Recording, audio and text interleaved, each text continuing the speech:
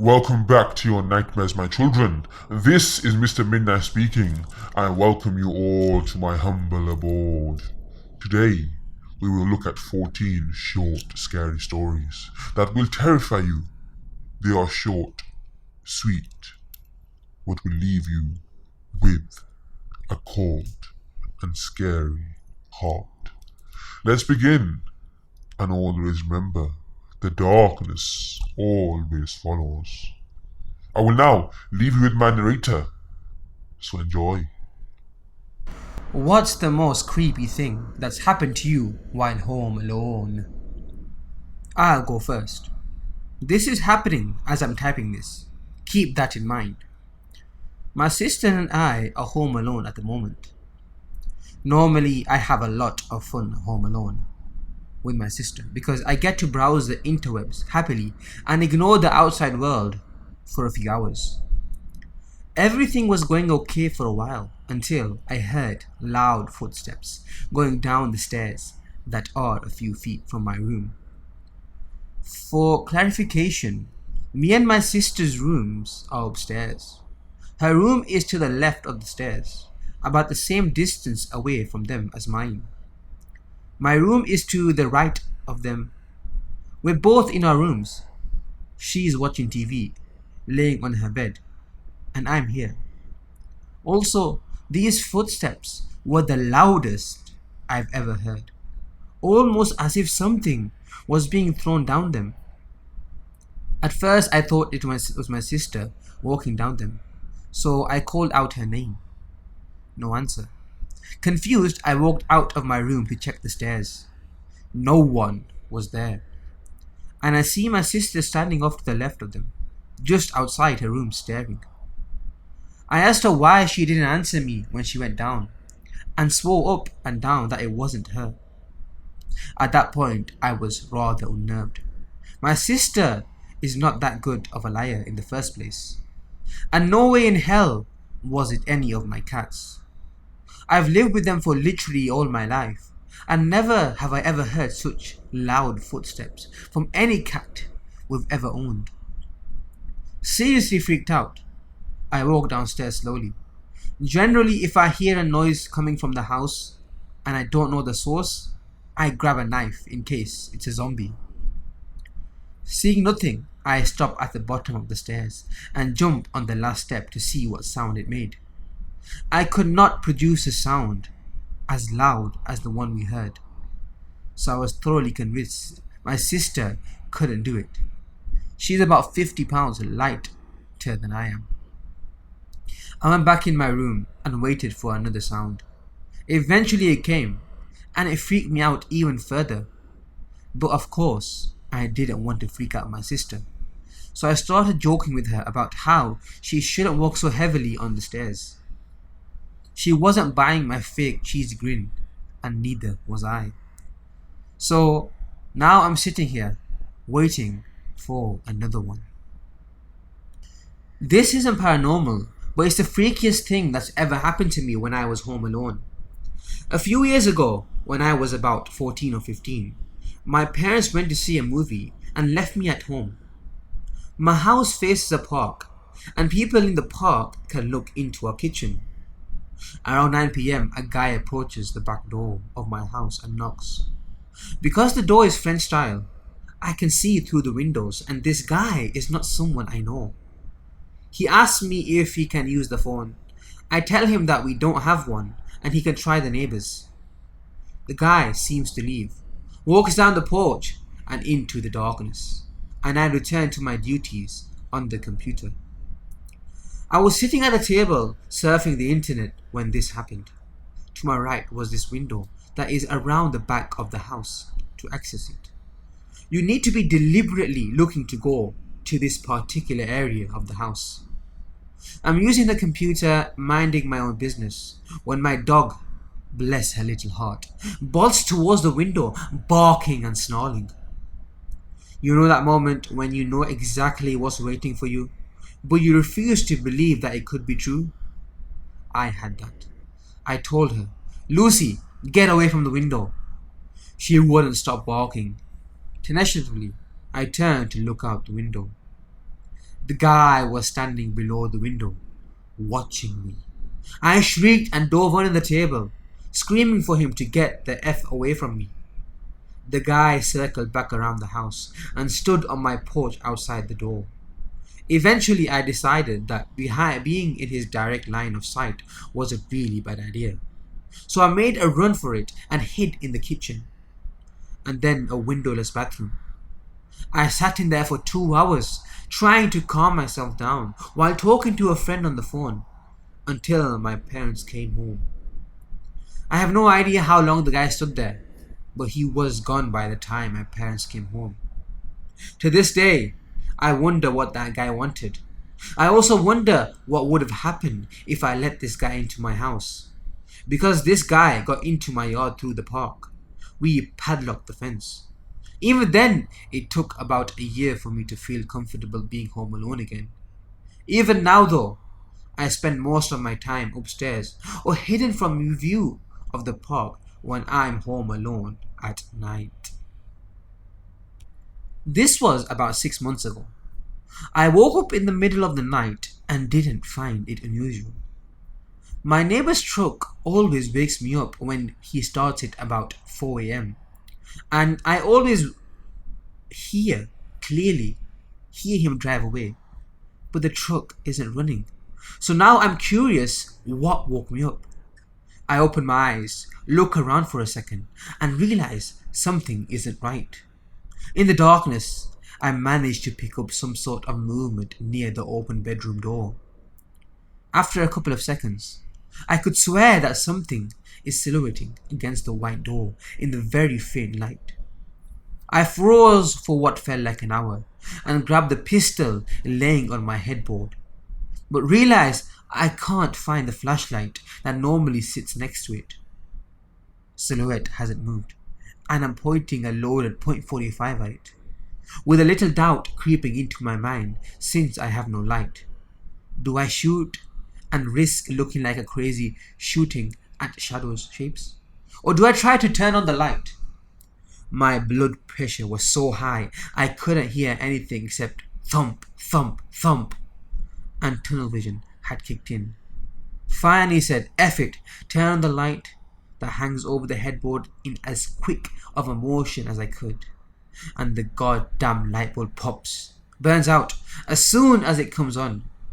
Now I'm blind, and the adrenaline is really getting the best of me. At this point, I have still managed to control myself enough from shooting, but I have started thrashing violently while trying to get off the bed and put something between me and the horrible beast. Suddenly, my hands finds the flashlight that eluded me earlier, and I shine a piercing beam of light towards the door. Nothing. Get up, shaking, shivering, hot and cold, all at the same time. Look down the hallway with the light. Nothing. Spare bedroom, bathroom, living room, kitchen, and even the horrifying basement are all clear. Any SWAT team would have recruited me after seeing me tactically clear those rooms. Relief starts to wash over my body as I head back to the kitchen to calm down. As the adrenaline subsides and bodily functions begin cooling down from red alert, I notice a refreshing, cool breeze, and to my horror, realize that the kitchen sliding door is wide open. The scariest thing that happened when I was alone was years ago. I was laying in bed, not quite asleep yet, when I felt like someone was in the room. At the doorway to my bedroom, I kept glancing over because it was really scaring me, and I kept feeling like it was a big tall man just standing there. Of course, I didn't see anything, but I was really psyching myself out. Suddenly, I felt like whoever it was had rushed at me, and I panicked and started flipping out. I started to think that maybe I was sleeping, or half asleep, and just having some sort of nightmare. My window was open, and I lived on the 3rd story. As I felt the guy rush me or whatever, I heard a woman from the other side of the window call me name and say, "Hey, you need to stop." And he was gone. Didn't feel like he was there. Didn't see anyone. But I was scared to death. Of course, I checked the window. As unreasonable as it was that someone would just be floating on by it, there was nothing. It could have been a nightmare. But to this day, I remember being somewhat awake, and even if it was, it disturbed the hell out of me. When I was 19, I had a full-size bed and 2 pillows. My closet had those accordion-style doors on them. I always made sure they were closed before I went to sleep at night. One night, I woke up when I heard a noise. I was on the side of the bed closest to the wall, facing the wall. Out of the corner of my eye, I could see the closet doors were open. I started to sit up when I felt the covers pulled tight from behind me, like someone or something was climbing onto the covers. I knew whatever it was had just come from within my closet. I've seen enough horror movies to know that as long as you don't see the undead beast with maggots dripping from its eye sockets, it won't eat you. So I put my head back on the pillow and just said, "Good night," closed my eyes tightly and willed myself back to sleep. When I woke in the morning, my closet doors were closed, but there was the impression on the bed and the pillow next to me that looked like someone had been laying there. This went on every night for about a year. Then one night, a friend of mine stayed the night.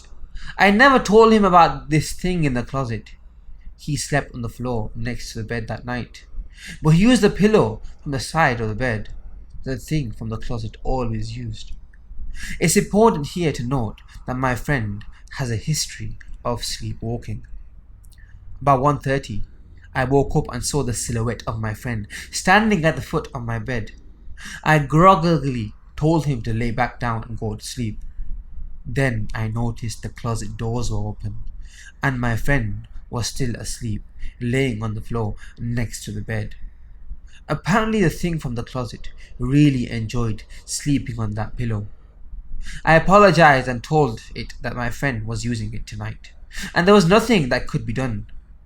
The silhouette slowly faded away into nothing, and I laid back down and went to sleep. In the morning, the closet doors were closed again. I told my friend what happened the next morning, and he freaked. From then on, whenever he came over, he brought his own pillow, but the closet doors never opened again at night. My home is extremely active, if you catch my drift. I get a lot of creepy feelings. One time, home alone, I was in the living room watching TV, and a movement catches my eye. I look up and see this face, pure white, bald, blue eyes, peeking around the door frame from the dining room at me. It was a child's size, and I about shiz my pants. I got up, grabbed the remote. Any kind of weapon is better than no weapon, am I right? And walked towards it slowly. It follows me with its eyes tilting its head up as I got closer, and it grinned, slowly, showing its tiny pointed teeth, and its giggle was that of a chime. It was unnerving, and at that point I was rooted right where I stood. It then promptly disappeared. I slowly backed up and sat back down and never saw it again. Knock on wood. Other than that, I usually hear whispers and soft laughter from my dining room at night time when I am turning off everything and locking up. They quiet down when I go into the living room, but it is slightly creepy. Not necessarily creepy, but I was sitting in my living room watching TV. The living room has huge bay windows looking into the backyard that we keep the blinds up on to let sunlight in. It's pitch black out there, but I'm not thinking of anything scary. Suddenly, I hear a loud bang from my backyard, and the motion sensitive lights come on. Went to my room, locked the door, and stayed there. Next morning, I went out to look, and there was nothing different about my yard. My significant other and I live in a small house together in the suburbs of a nice town. On this particular afternoon, I'm in our bedroom getting ready when I hear laughter coming from our living room. "What's so funny?" I yelled out to him. He mumbles something inaudibly and starts laughing again. "I can't hear you!" I exclaim, and I quickly walk down the hallway into the living room. I'm greeted with an empty couch, and that's when I realize that my boyfriend is at work. My sister and I were watching a movie pretty late at night. I was about 15 and she was 13. We had 4 dogs, 3 small ones and aggressive lab chow mix. In his defense, the only people he's ever lunged at were strangers.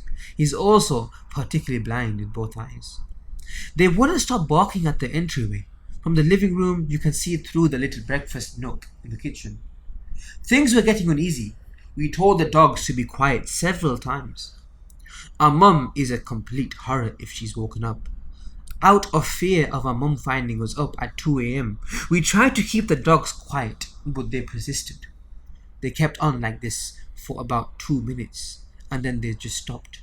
There was silence, aside from Brutus, hiding behind my legs and whimpering. Our other dogs are hiding, and about that time I look over at the entryway and see the figure of a man walk across the entryway. Freaked me right the F out. My sister didn't see it. At first I thought it was my dad because the entryway leads directly to my parents' bedroom. The door makes a super loud noise when it's open, and there wasn't a sound made when he walked across. I never saw the shadow man again in that house, but I refused to go into my parents' room. Asleep in bed, maybe 3 a.m., I wake up suddenly to the sound of the gate opening. It leads from the side yard to the backyard, and it has very distinctive squeak.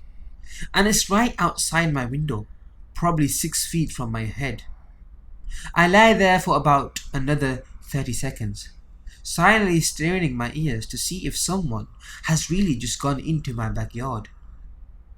At this point, I hear a huge effing crash from the backyard. I don't know what's going on, but whoever is back there has just done something major. I jump out of bed, grab the gun, and bolt to the back door. Turn on the lights, and I see a giant tree limb has fallen out of a dying tree onto my fence, breaking part of it. The same wind that blew open the gate must have finished the limb off. I sit up for another half hour, waiting for my heart rate to slow down, and I go back to sleep. I live in an apartment with my girlfriend, and I was sleeping, as one often does. I don't remember if what I was dreaming. I rarely remember, but I woke suddenly and found myself staring at the ceiling. We both have clocks that illuminate the room, so it's not pitch black. Also, the bedroom door is open into the living room. There's a street light outside and light sneaks in that way too. So I wake up and I'm looking at the ceiling and regain my bearings. I wear glasses normally, so without them I'm not totally blind, but I lose detail while looking at any distance. I decide I need some water, so I go to get up, but find myself pinned to the bed. I think my legs, arms, entire body is asleep, so I start moving some more, while trying to move some more. I am utterly and completely unable to move. I start to freak out. I can move my head just a little bit, but my arms and legs don't respond. I can't sit up. I can't move. I try to keep cool and not lose it. Did I have an aneurysm while sleeping? Is this a dream? Can I make enough noise to wake my girlfriend up, or will I lie like this until morning? It's during this moment that I hear them. A low, snarling talk just outside the door. I can't understand what they're saying, but it's about me. It's about coming to get me while I'm paralyzed. I think I can see their fingers curl around the door frame. Is that one of them peeking in? It's too dark, I can't see, but I can hear them. They are small boogers, all gnarled and sharp-teethed. The grumbling continues. I wish I could understand what they're saying. Why haven't they come in yet? They must know how utterly helpless we are. Can I wake up the girlfriend without letting them know I'm awake? Slowly, their sound fades. They give up and leave. I don't hear them go, but I know they're gone. I'm still freaked the hell out, but I'm safe. After a few moments, I realize I can move again. I don't move for a long while. I finally get up and peek around the corner in the room. I do a circuit around the apartment, but find no sign of them. Eventually, I go back to sleep, but not for a long time. I, of course, have no rational explanation for all of this. When my mum was younger, let's say about 7 or 8, she and her sister were home alone one night. They were sitting on the couch in the living room watching television, and my mum hears somebody whisper her name. She looks at her sister and says, "It sounded like Mum just whispered my name. Is she home?" Her sister gets really pale and says she's heard a name as well, but their parents were both at work. Then out of nowhere, an old hubcap they had hanging on their wall as a decoration fell off the wall and slowly rolled in front of them, across the room, and finally hit the other wall and fell over on its side. They ran outside and waited in the driveway until their parents came home. Creepy, but not that interesting. Nothing has happened to me. Thank God.